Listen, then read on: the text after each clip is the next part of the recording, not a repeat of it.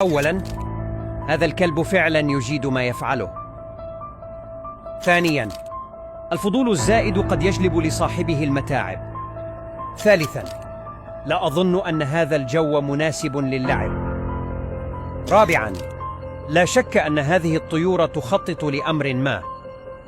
خامساً، يبدو أن ذكاء الطيور لا يقتصر على الغربان وحدها.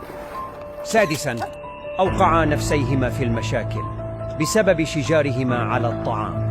سابعاً، اللهم إني أسألك قوة القلب عند الشدائد، وصبر النفس على البلاء، وثبات الإيمان في زمن الفتن، ويقينا صادقا في كل أموري.